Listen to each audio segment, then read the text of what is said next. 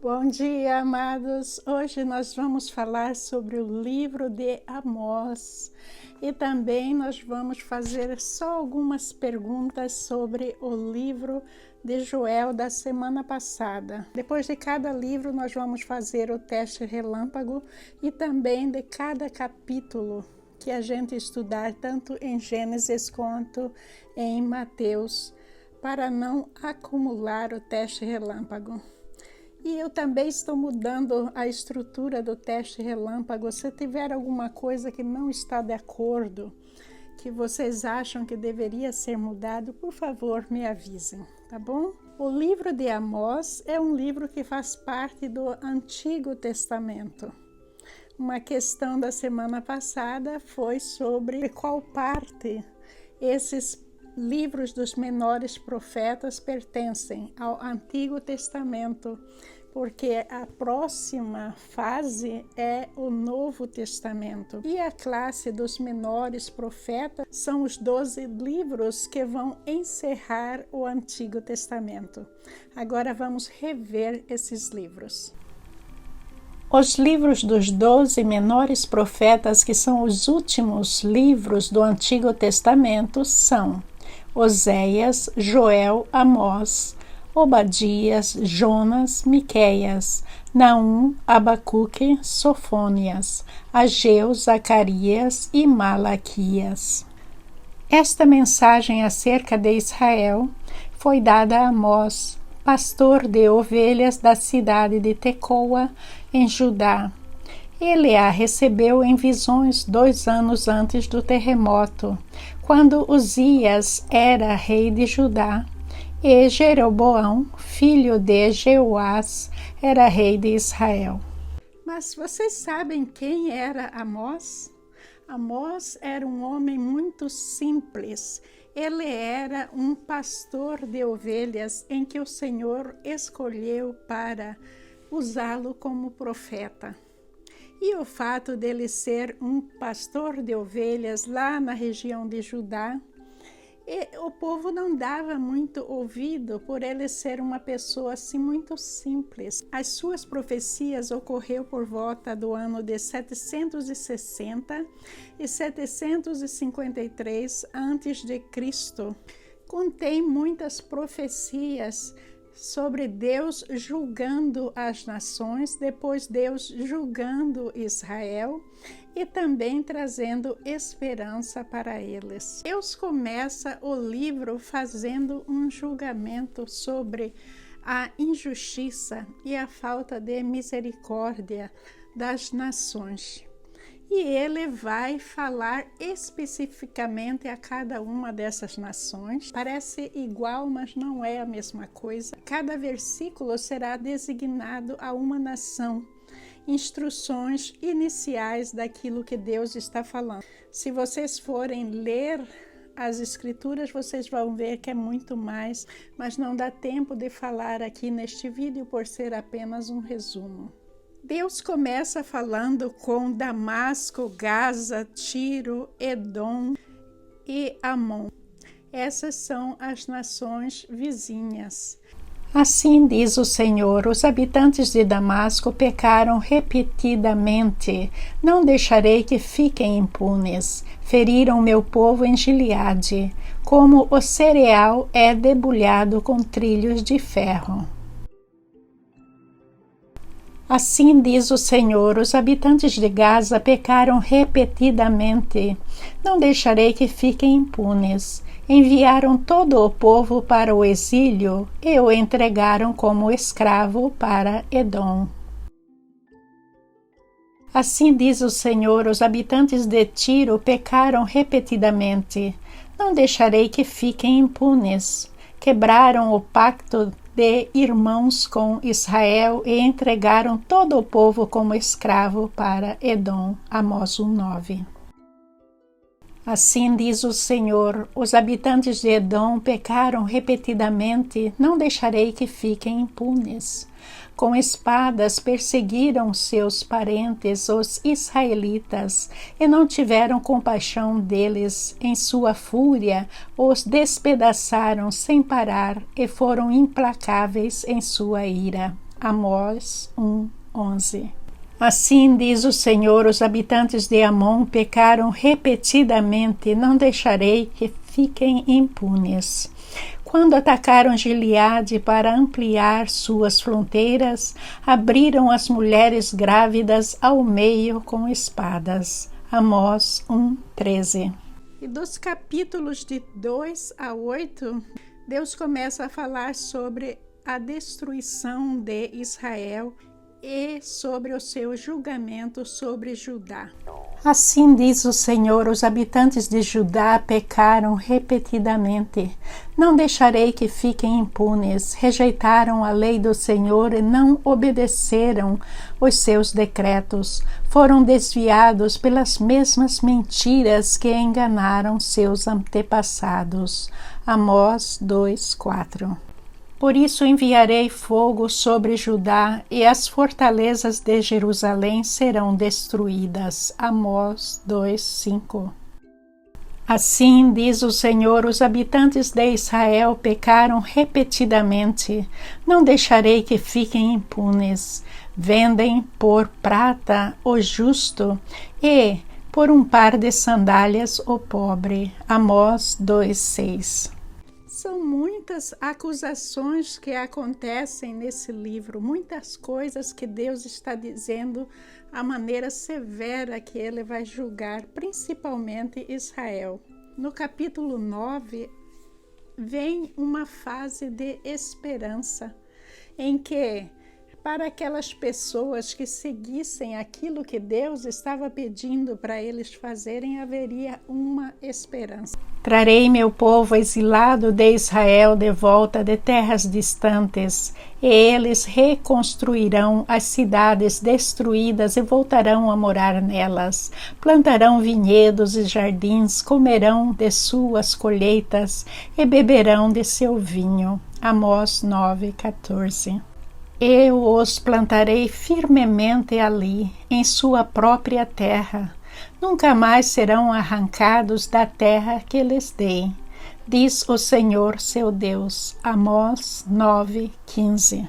Infelizmente, esse livro nos mostra a grande dificuldade que todos nós temos em obedecer a Deus, em aplicar as suas palavras em nossas vidas. 2021, se a gente olhar as condições do Brasil, as condições de Israel, dessas nações vizinhas, nós vamos ver que essa descrição que Deus está usando aí não é muito diferente. A idolatria continua presente. A injustiça social está em todo lugar. A promiscuidade também. As pessoas estão vivendo como elas querem. Elas estão se aderindo cada vez mais às influências deste mundo, que são influências satânicas. Haverá um dia em que Deus terá que vir e fazer esse julgamento, fazendo uma limpeza desta terra.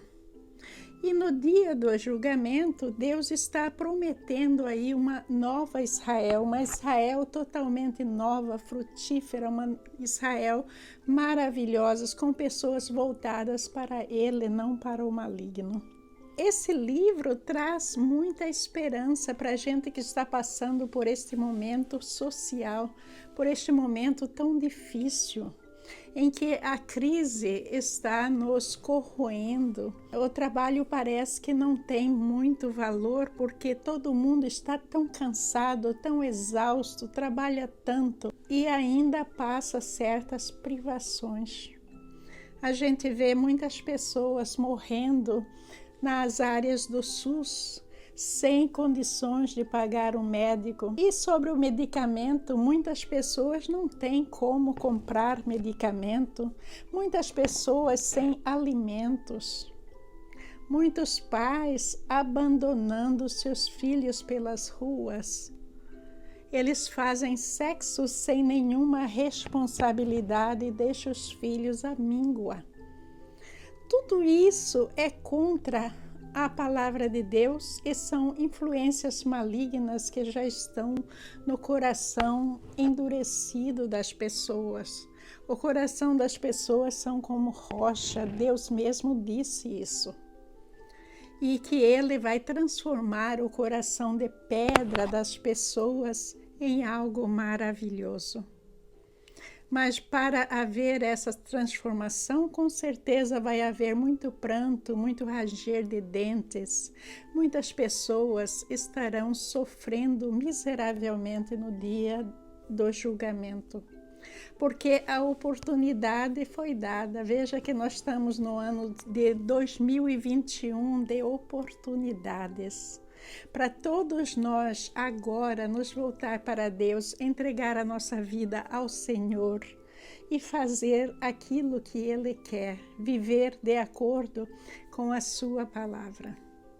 Agora, meus irmãos, vamos começar o teste relâmpago e o assunto é o livro de Joel que foi discutido na semana passada.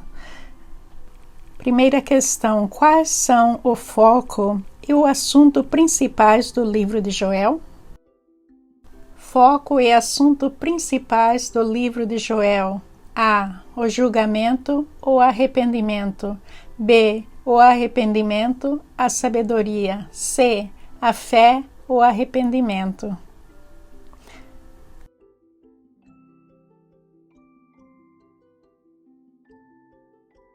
A resposta correta é A. O julgamento e o arrependimento.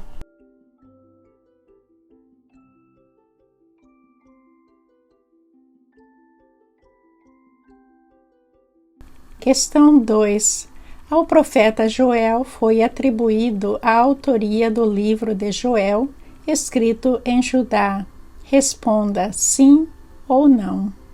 Escolha apenas uma opção sobre a atribuição da autoria do livro de Joel, que foi escrito em Judá. Isso está correto ou errado? Sim ou não?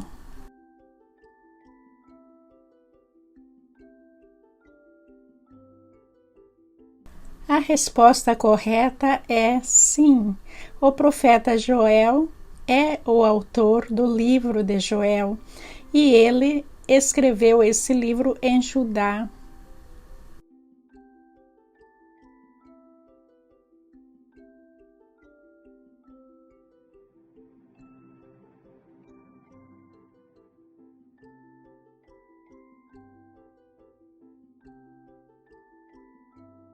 Questão 3. Qual foi a praga que Joel usou como exemplo para comparar com o julgamento de Deus? Pense bem, o livro todo fala de apenas uma praga, que foi a praga dos...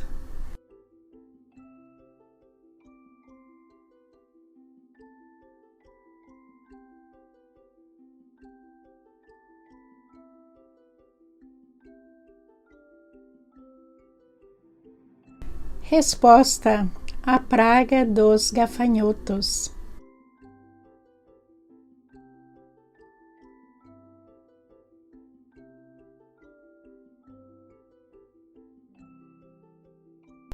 Questão 4. O livro de Joel faz parte da classe dos maiores profetas no Antigo Testamento. Sim ou não?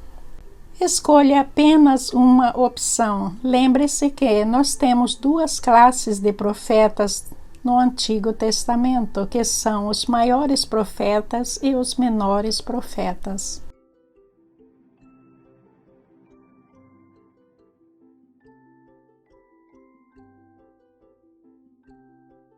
A resposta correta é não, porque o livro de Joel faz parte da classe dos menores profetas no Antigo Testamento.